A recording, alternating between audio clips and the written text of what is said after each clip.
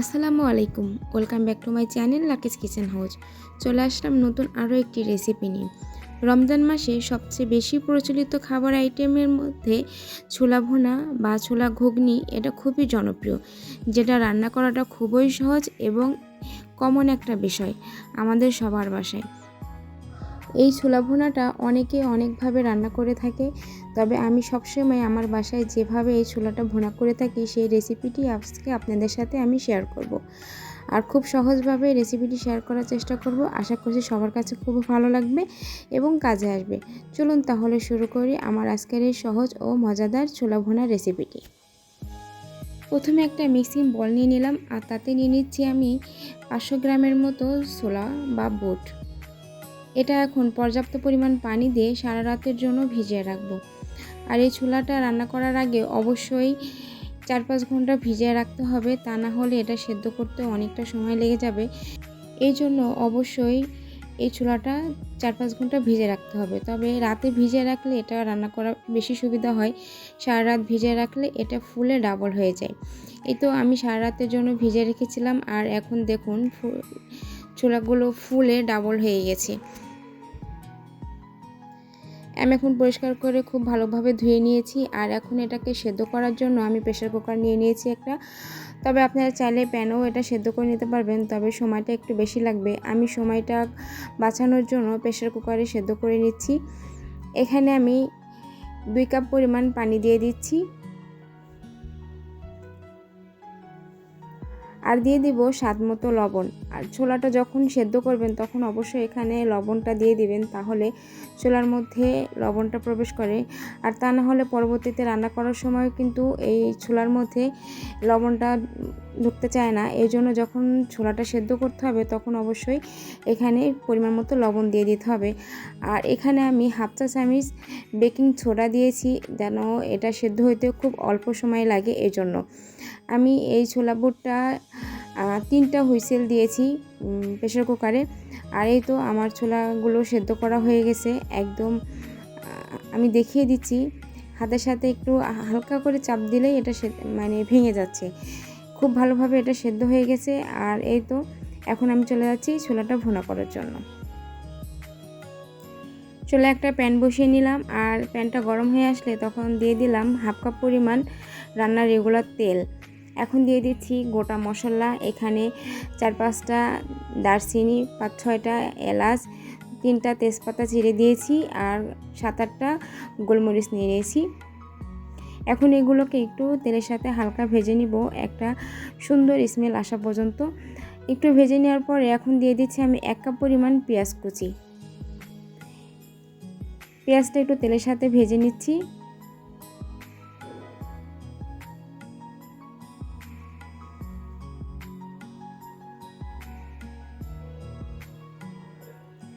পেঁয়াজটা একটু অনবরত নেড়ে চেড়ে আমি তেলের সাথে একটা সফট হয়ে আসা পর্যন্ত ভেজে নিব।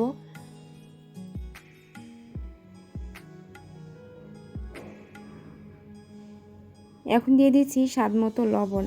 আমরা ছোলাটা যখন সেদ্ধ করেছি তখন এখানে লবণ দিয়েছি, এর জন্য এখন রান্না করার সময় আমাদেরকে মাথায় রাখতে হবে লবণের পরিমাণটা।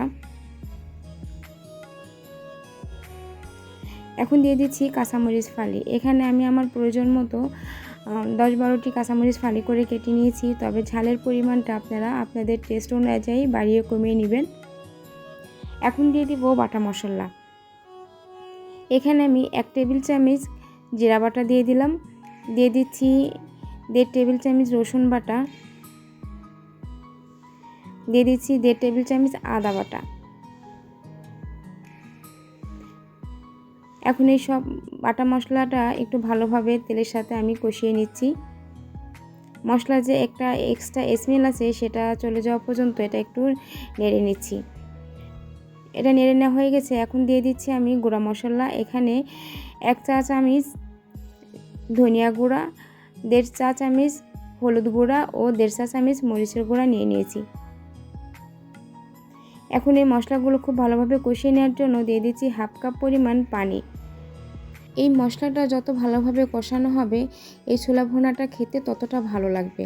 অবশ্যই যখন এই মশলাটা কষাবেন তখন খুব ভালোভাবে মশলাটা কষিয়ে নেবেন। যখন মশলা থেকে এরকম তেল উঠে আসবে তখন বুঝে নিতে হবে যে মশলাটা কষানো হয়ে গেছে একদম পারফেক্টভাবে। এখন আমি আগে থেকে যে ছোলাটা সেদ্ধ করে রেখেছিলাম সেটা দিয়ে দিব। এখন এই মশলার সাথে এই ছোলাগুলো খুব ভালোভাবে আমি ভেজে নিচ্ছি আর খুব ভালোভাবে মিশিয়ে নিতে হবে প্রথমে। মশলার সাথে সব কিছু একত্রে খুব ভালোভাবে আমি মিশিয়ে নিচ্ছি।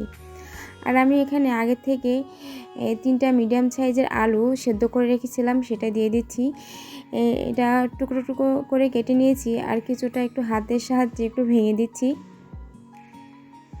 মানে কিছু ভাঙা হবে, কিছু একটু আস্তে আস্তে থাকবে যাতে এটা খুব ভালোভাবে এটার সাথে মিশে যায় এজন্য। তবে আপনারা কেউ চাইলে এই আলুটা স্কিপ করতে পারেন।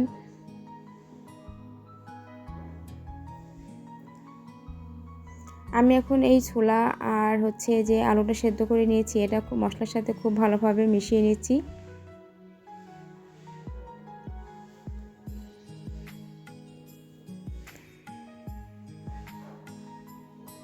আর অবশ্যই এটা অনবরত একটু নেড়ে ছেড়ে দিতে হবে, তা নাহলে নিচে থেকে লেগে যাবে। যেহেতু এখানে কোনো পানি অ্যাড করিনি এখনও, মশলার সাথে আগে খুব ভালোভাবে একটু নেড়ে চেড়ে মিশিয়ে নিয়ে তারপর এখানে আমি দিয়ে দিব 2 কাপ পরিমাণ পানি।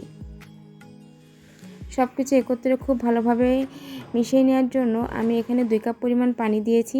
তবে খুব বেশি পানি দেওয়া লাগবে না, কারণ এটা যেহেতু আগে থেকে সব কিছু সেদ্ধ করা, এর জন্য আমি সব কিছু একত্রে খুব ভালোভাবে মিশিয়ে নেওয়ার জন্য জাস্ট একটু পানি দিয়েছি। এখন এই পানিটা শুকিয়ে নেওয়া পর্যন্ত অপেক্ষা করব। পানিটা শুকিয়ে আসছে আর অনবরত নেড়ে চেড়ে আমি এই রান্নাটা করে নিচ্ছি। আমার এই রান্নাটা প্রায় শেষের দিকে। এখন এই ছোলা বুটটা নামানোর আগে আমি দিয়ে দিচ্ছি এখানে গরম মশলা। এখানে 1 টেবিল চামচ গরম মশলা গুঁড়া দিয়ে দিলাম। আমি গরম মশলাটা খুব ভালোভাবে এই সব কিছুর সাথে খুব ভালোভাবে মিশিয়ে নিচ্ছি। এখন দিয়ে দিব আমি কিছু ধনিয়া পাতা। এটা কেউ পছন্দ না করলে স্কিপ করতে পারেন, তবে এই ছোলা বুটের সাথে ধনিয়া পাতাটা খুব ভালো লাগে, এই জন্য আমি দিয়ে দিলাম। আর এই তো আমার রান্নাটা প্রায় শেষ। এখন এই ধনিয়া পাতাটা আমি ছোলা বুটের সাথে খুব ভালোভাবে মিশিয়ে নিব। এই ছোলা ভুনাটা একবারে একটু বেশি পরিমাণে করে আমরা বেশ কয়েকদিনের জন্য সংরক্ষণ করে রাখতে পারি। আমি আজকে ছোলাটা একটু বেশি করে ভুনা করে নিলাম আর এটাকে আমি জিপলক ব্যাগে ভরে সংরক্ষণ করব ডিপ ফ্রিজে রেখে। আমার ছোলা ভুনাটা রান্না হয়ে গেছে। প্রতিদিন রমজান মাসে এই ছোলা ভুনাটা রান্না করতে একটু সময় লাগে, এই জন্য আমরা একদিনে রান্না করে কয়েকদিনের জন্য ফ্রোজেন করে রাখতে পারি। এই জন্য আমি একটু পরিমাণে বেশি করে আজকে ভুনা করে নিলাম আর এটাকে আমি ফ্রোজেন করে রাখবো। এই তো আমার রান্নাটা হয়ে গেছে। আর যখন এটা একটু ঠান্ডা হবে তারপরে আমি এটাকে ফ্রোজেন করব। গরম থাকা অবস্থায় কিন্তু জিপলক ব্যাগে ঢোকাবেন না, তাহলে কিন্তু এটা নষ্ট হয়ে যেতে পারে। এই জন্য এটা যখন একটু ঠান্ডা হয়ে যাবে তখন আমি এগুলোকে এই তো জিপলক ব্যাগে ভরে নিয়েছি আর এভাবে আমি সংরক্ষণ করব। যখন একটা নর্মাল তাপমাত্রা চলে আসবে এটাকে ডিপ ফ্রিজে রেখে দিব। যখন আমার প্রয়োজন হবে আমি আমার প্রয়োজন মতো করে যতটুকু লাগবে ততটুকু করে এটা ভরে নিয়েছি। আপনারা আপনাদের প্রয়োজন মতো করে এটা কম বেশি করে ভরে রাখবেন। এই তো আমার ছোলা ভুনার রেসিপিটি আজকে কেমন লাগলো অবশ্যই আমাকে কমেন্ট করে জানাবেন। ভালো লাগলে লাইক কমেন্ট শেয়ার করতে ভুলবেন না। সবাই খুব ভালো থাকুন। আল্লাহ হাফেজ। আসসালামু আলাইকুম।